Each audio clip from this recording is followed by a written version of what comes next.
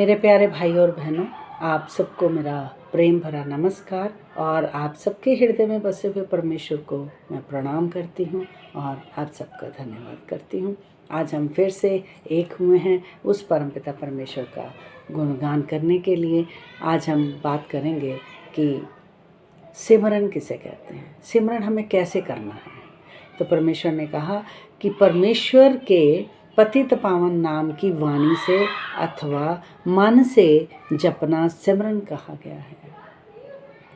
परमेश्वर के पतित पावन नाम की वाणी, उसका नाम जो है अपनी वाणी से जब हम लेते हैं अथवा मन से जपना, उसे सिमरन कहते हैं। मुंह से जपना और मन से जपना, एक हम करते हैं राम राम राम राम राम राम राम राम राम राम, एक ऐसे, और एक हो गया मन से, अंदर से राव राव राव ऐसे करके जब हम जाप करते हैं तो वो जो जाप है वो एक किसी अनुभवी संत से उस नाम की दीक्षा, जरूरी नहीं नाम राम नाम की, किसी भी धर्म के आप हो, एक अनुभवी संत से जब आप उस राम नाम की दीक्षा लेते हो, उसका नाम स्मरण करते हो, तो वो तुम्हें 100 गुना फल देता है। मनुष्य द्वारा परमेश्वर का मंगल में नाम लिया जाए तो उससे अंतरात्मा जग जाता है। हाँ, कहते किसी पूर्ण संत से, किसी संत से अगर आप उसका नाम लेते हो तो वो जो आपका स्मरण है, जो आप उसका स्मरण करोगे तो उससे तुम्हारा अंतरात्मा जग जाएगा। पूर्ण संत से लिए, ये नहीं कि जब आप बैठे हो किसी से फ़ोन पे आया या वैसे आ गया किसी से तो आपने नाम ले लिया, नहीं। तो जब आप, क्योंकि उसने उस नाम को अथाह जाप किया है, उसने उसको जागृत कर दिया है। तो जब वो जागृत नाम आपके हृदय में जागृत होता है तो आपका भी अंतरात्मा जग जाता है। तो जब वो अंतरात्मा जग जाती है और ये नाम वृत्तियों को मूर्छित करने में एक मोहन मंत्र ही माना जाता है। किसको? नाम वृत्तियों को मूर्छित करने में एक मोहन मंत्र। जब आप राम नाम का मंत्र करते हैं ना तो उससे आप भी मूर्छित मतलब अंदर ही अंदर आपकी इंद्रियां जो वो सुन्न होती जाती हैं, जो विकार हैं वो सुन्न होते जाते हैं। राम नाम का जाप करते हुए जो विकार है ना वो धीरे धीरे सुन्न होते जाते हैं, मूर्छित हो जाते हैं। और मोहन मंत्र है ये, मोह लेने वाला है ये। जब आप इस जाप को करते हो ना तो ये मोह लेता है, किसको? आपको भी और आपके सामने वालों को भी, जो आपके सामने आएगा वो भी। जैसे सजीव पेड़ को सजीव फल और बीज लगा करते हैं, ऐसे ही ईश्वर कृपा तथा अनुभवी सज्जन से ग्रहण किया हुआ नाम ही ध्यान, एकाग्रता, समता और समाधि का साधन बना करता है। ठीक है। जब वो एक सजीव पेड़ मतलब एक जीवित पेड़ में जब आप जल और मिट्टी और खाद डालते हो तो उसमें अच्छे अच्छे फल, जीवित फल लगते हैं। जिसमें फल आते हैं ना वो ही एक जीवित है, सजीव पेड़ है। और ईश्वर की जब कृपा हो जाती है, अनुभवी सज्जन से जब ग्रहण किया हुआ आप नाम दान लेते हो तो उससे ध्यान, एकाग्रता और समता और समाधि सहज लग जाती है।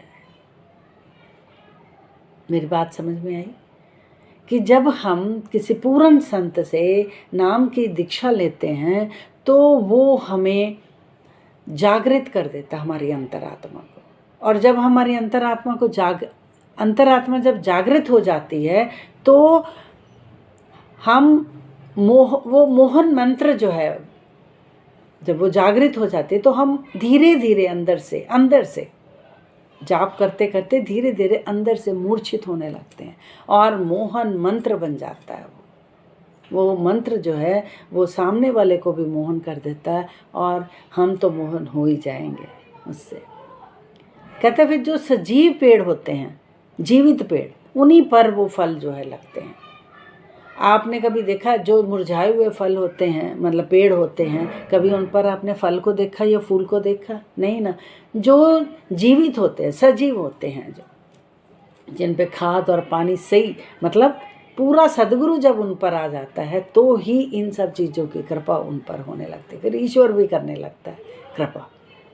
तो सजीव पेड़ जब होते हैं तो उन पर फल और बीज जो है लगा करते हैं, और प्रभु की कृपा, ईश्वर की कृपा तथा अनुभवी सज्जन के से ग्रहण किया हुआ नाम जो है तुम्हें ध्यान, एकाग्रता और समाधि में लीन कर देता है।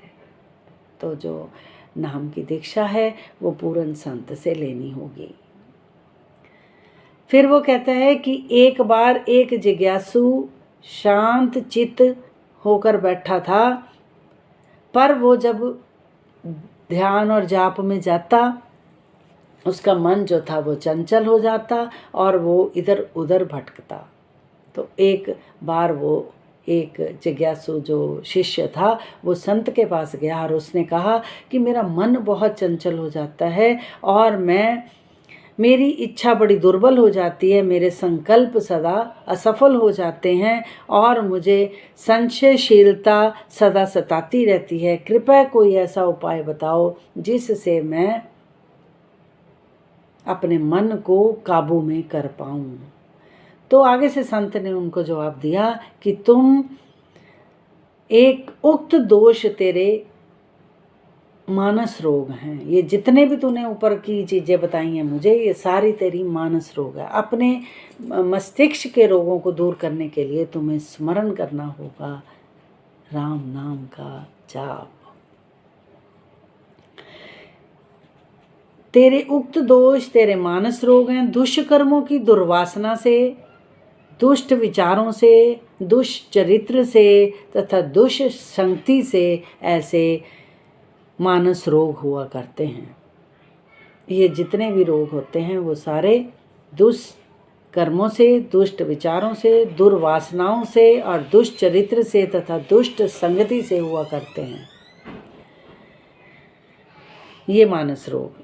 मनोगत रोग से मनुष्य का मन इतना मलिन, इतना अस्थिर, इतना भीरु, इतना क्षीण, इतना शंकाशील और इतना भ्रमग्रस्त हो जाता है कि वो कुछ सोच ही नहीं पाता। वो कुछ नहीं, उसकी फिर एकाग्रता नहीं बन पाती।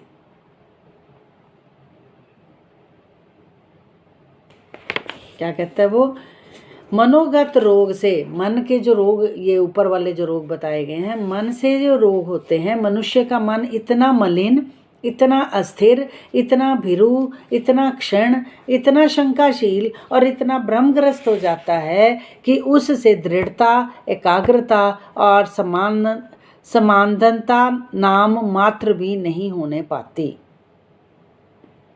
ये चीज़ें फिर उसके अंदर नहीं आ सकती। एकाग्रता नहीं आएगी, उसको समानता नहीं आएगी, उसके अंदर दृढ़ता नहीं आ सकती। तो इस रोग को समूल नष्ट करना चाहता है तो राम नाम की औषधि का सेवन कर। ये महा औषधि है।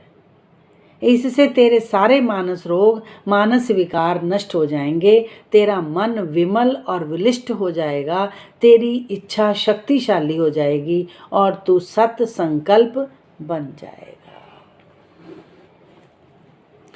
तो करना घूम फिर के हमें उस प्रभु का स्मरण है। कहते हैं कि धीरे धीरे तुम इन सब उस परमपिता परमेश्वर के नाम को जब स्मरण करोगे। देखो हमारे घर में कोई छोटा सा बच्चा, जिसे अभी हमने नाम, उसको अपने नाम के बारे में पता ही नहीं है कि मेरा नाम क्या है, जब हम उसको पुकारेंगे, है ना, उसको पुकारते जाएंगे पुकारते जाएंगे पुकारते जाएंगे तो एक दिन वो उस नाम को सुनना शुरू हो जाएगा। जब एक साधारण व्यक्ति, छोटा सा बच्चा, नाम को बार बार हम पुकारेंगे तो वो सुनना शुरू हो जाएगा।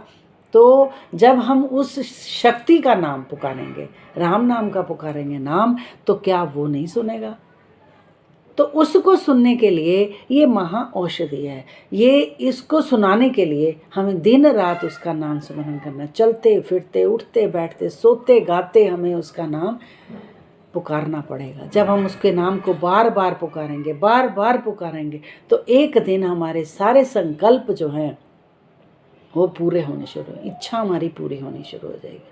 प्रभु कहते हैं कि जब तुम थोड़ा सा भी मेरा नाम पुकारते हो तो मैं तुम्हारे सोच से पहले तुम्हारे कामों को कर देता हूँ, और जब तुम और ज़्यादा करते